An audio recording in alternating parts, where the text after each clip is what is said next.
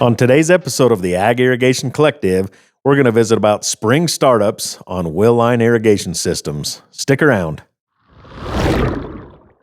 Hi, I'm Wes Schaefer, your host with the Ag Irrigation Collective. Sure do appreciate you stopping in today to join us for a podcast. We're going to take a look at a document that was put out by Utah State University, which has a very strong agricultural program. Most of you have heard of USU out of Logan, Utah. They put out some great information and do some awesome irrigation studies and other agricultural studies. This document actually is very old, but it still holds a lot of value, and I wanted to cover it as we creep into the springtime startup with some irrigation stuff. And I wanted to cover some wheel lines today. I imagine in the next episode we can cover some pivot startup of things to be cognizant of as we creep into the springtime, getting started up for the year.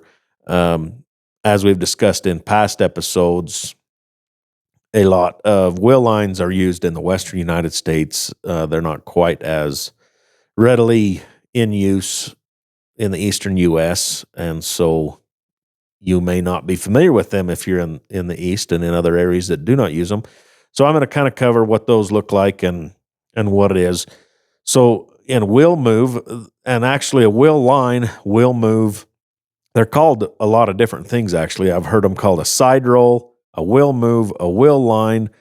There's a lot of different names for them. It's basically aluminum pipe with a mover at the center. There is one brand that the mover actually is at the center, but the power unit, the motor, is at the end, and there's a drive line that runs down to them. So there's a couple of different versions or different styles of how these are operated. And so anyway, you may see some around.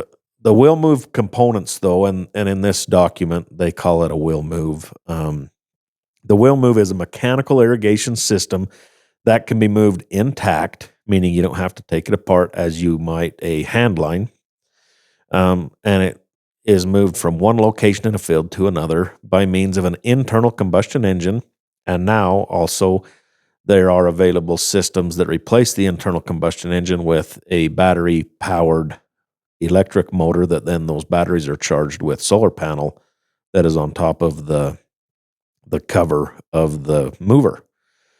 And a wheel move system, it consists of the mover and lateral pipe with wheels attached at the center of each of those pipes, sprinklers, couplers, connectors, and at the very end, a flexible supply line that goes from the riser, which would be a stub valve, and it's typically a 20-foot line that's a 20-foot hose that feeds into the end of the wheel line or the wheel move. And the power mover is mounted in the center, typically, of the wheel line system, and it provides the power to move or drive the irrigation system. The joints of each pipe that make up the lateral pipeline serve as the axle of each of these wheels, and they're supported above the ground by wheels that are sized from either a 5-foot wheel, a 6-foot wheel, or a 7-foot wheel. There are some custom wheel sizing that you can get. I've seen up as large as a 10-foot diameter wheel that I've seen some fellows use in sweet corn applications. Any other type of corn applications are not suitable for wheel lines, but I have seen some 10-foot wheels in sweet corn, and that's pretty neat to see corn irrigated with a wheel line in that fashion. And your wheels are mounted about midway along each length of aluminum pipe. They're typically 40-foot sections of pipe, either 5-inch or 4-inch aluminum pipe. And then their sprinklers are located at the connections on the ends of those lateral pipes where it might connect in. And the sprinklers are positioned then midway between each wheel at the edge of the lateral pipe. And normally a wheel line has impact sprinkler heads with levelers to keep the sprinklers in an upright position. Located adjacent to each sprinkler, there's a drain that automatically empties when the pipeline pressure drops off, when you basically turn your water off or you lose pressure. The couplers between the pipe joints provide a watertight connection, and it also transmit the torque when that pipe is rotated to move the system produced by the power mover. and it goes down along the entire length of the system and able to roll those wheels over. And at one end of your lateral line is then connected to your water system, your underground water system with a flexible hose into your pressurized mainline pipe. And there's risers are at suitable intervals. So as we get into spring maintenance of the wheel line system is what we're going to cover today, now that everyone is up to speed on kind of how this wheel line functions throughout the field. Spring maintenance of your wheel line system should be tested and any necessary repairs completed prior to the start of the irrigation season. All irrigation systems should receive special attention prior to beginning of each irrigation system. If your wheel line has been properly prepared for the winter storage, spring maintenance, of course, is much easier. The maintenance that we're going to discuss here should be completed during the spring pre-operational inspection of your wheel line unit. So we'll creep into this.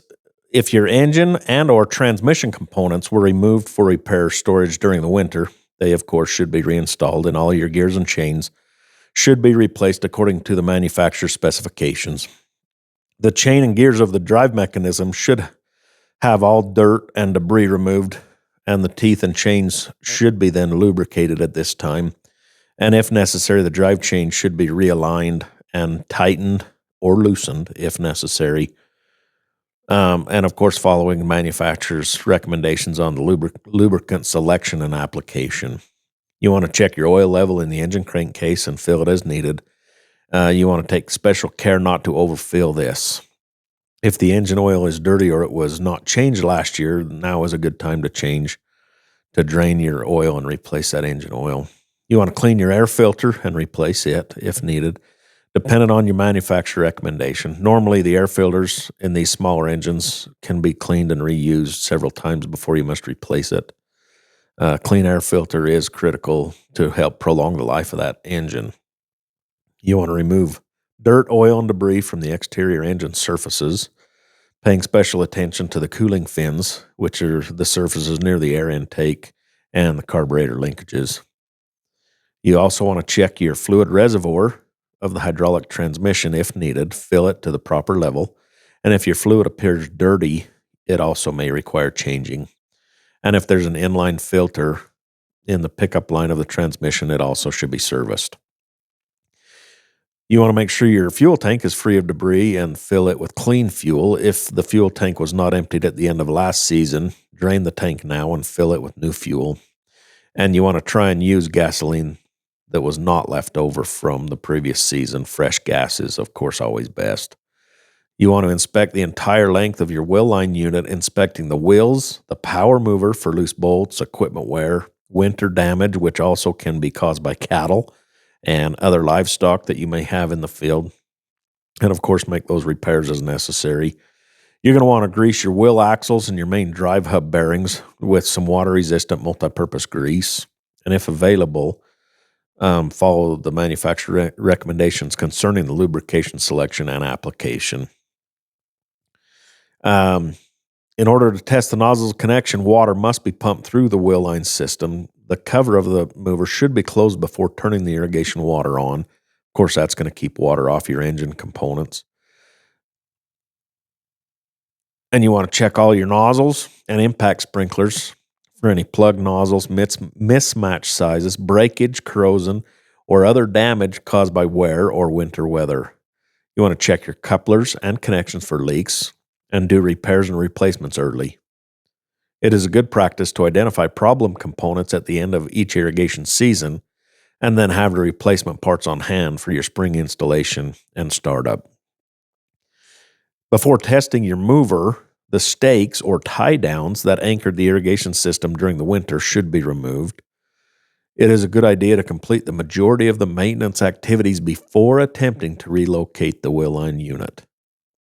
Special attention should be directed at the carburetor of these gasoline engines. If fuel is left in the carburetor over the wintertime, all your fuel orifices and passages may have become clogged with sediment, residue, and additives. If gas is not entering the engine cylinder from the carburetor may require adjustment or cleaning before the engine will start and operate properly. And if your engine will not start, there are 3 things that should be checked. You want to check for your ignition spark, fuel delivery, and cylinder compression. If any of these items are not working properly, the engine will not provide necessary power, and often it certainly won't start either. So that's kind of critical to get your wheel mover down the field. You want to check the operation of the mover, engage your transmission, and slowly power the wheel line unit forward or backward to make sure all the wheels, chains, and gears are working properly. When attempting to operate the mover, make sure that the wheel move is straight or the ends are slightly lagging behind the mover's direction of travel. Also, your wheel line unit should not be moved with water in the pipeline. During the spring maintenance activities, the engine and transmission of the wheel line unit should receive special attention. If they fail to operate during the growing season, the irrigation equipment will not readily advance across the field, and of course, causing the frustration.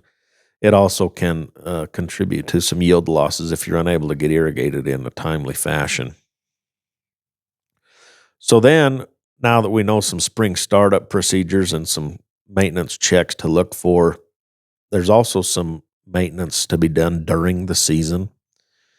The wheel line must be moved with the irrigation pipe straight or with the ends lagging slightly behind the mover. If the pipeline becomes crooked or an end gets ahead of the center mover, the operator, which is you, should manually pull the pipeline into the proper position. This should be done when the wheel move system first begins to advance. Do not attempt to operate the wheel line with the ends ahead of the power mover. If the ends are in front of the mover, they will tend to roll toward the center, which can buckle the pipeline.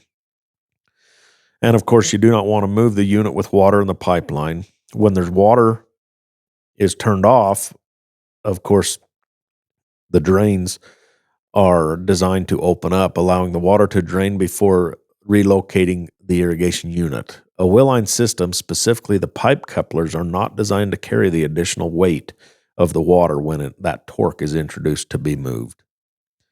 You want to lubricate the wheel chains every 2 weeks with some 30-weight oil and adjust your chain linkage to correct for chain stretch and sprocket wear. And then you can realign your chain sprockets when improper tracking occurs. Of course, you want to lubricate the wheel axle, main drive hub, and jack shaft bearings every 2 weeks with some water-resistant multi-purpose grease. I see a lot of guys with their four-wheeler, and they have like a milk crate basket on the front with a grease gun in there. They've got a few other tools to help take out nozzles and check stuff. It's basically their wheel line moving four-wheeler, and they just got a whole bunch of stuff in this milk crate up on the front rack. If leaks occur at your joints or drain plugs during irrigation, check the gaskets and pipeline connections for wear or cracks, and then, of course, replace those as needed. You want to check and tighten the couplers and connectors as required. Check and replace worn nozzles and impact sprinklers. This will keep your irrigation pattern and application rate at the design specifications. And you also want to inspect and tighten bolts, nuts, and wheels in the mover and on the engine mounts, making sure everything's in line there.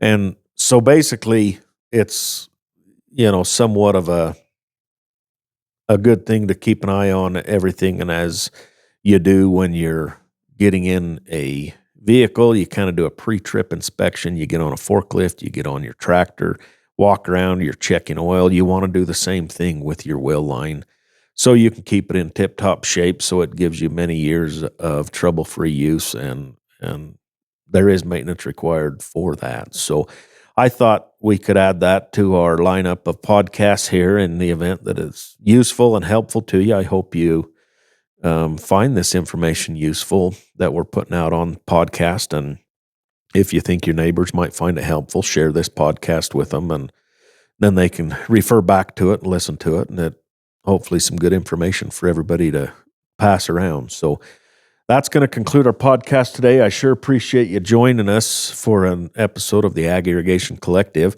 We'll catch you on down the road. Be profitable, my friends.